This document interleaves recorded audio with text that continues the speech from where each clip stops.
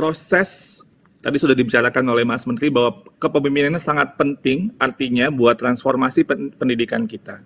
Nah, dalam untuk melakukan pengembangan kepemimpinan ini, kami berkaca dari berbagai macam studi dan tentunya pendekatan andragogi pembelajaran orang dewasa itu, bahwa kita harus lebih fokus kepada on the job learning. Jadi artinya pembelajaran yang relevan, yang kontekstual, sehingga memberi dampak yang sebaik-baiknya. Karena itu proses pendidikan dan penilaian di guru penggerak ini betul-betul berbasis dampak dan bukti.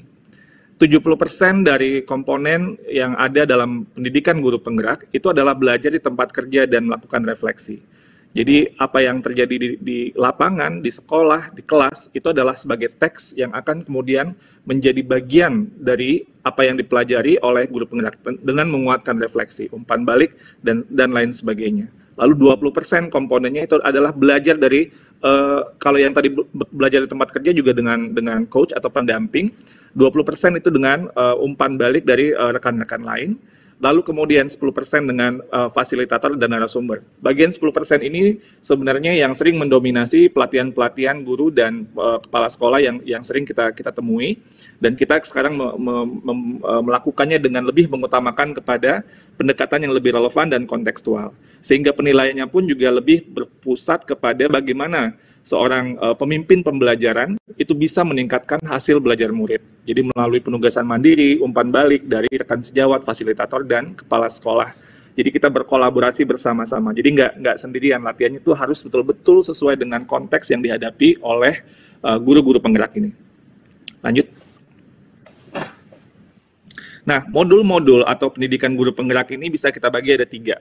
Pertama, pentingnya guru penggerak ini memahami orientasi nilai yang betul-betul berakar pada filosofi pendidikan Indonesia. Jadi di sini apa yang menjadi filosofi dari Ki Hajar Dewantara itu adalah hal yang paling utama yang nanti akan dipelajari oleh calon-calon guru penggerak.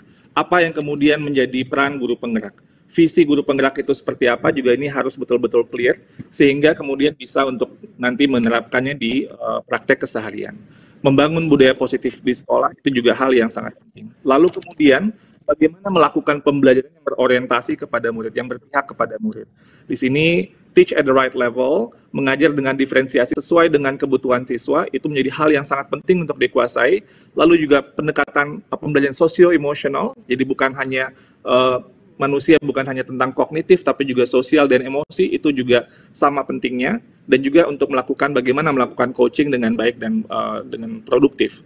Lalu, sebagai pemimpin pembelajaran, guru penggerak juga harus bisa untuk bagaimana mengambil keputusan, mengelola sumber daya, dan mengelola program sekolah yang berorientasi kepada sebesar-besarnya dampak kepada murid dan hasil belajar mereka.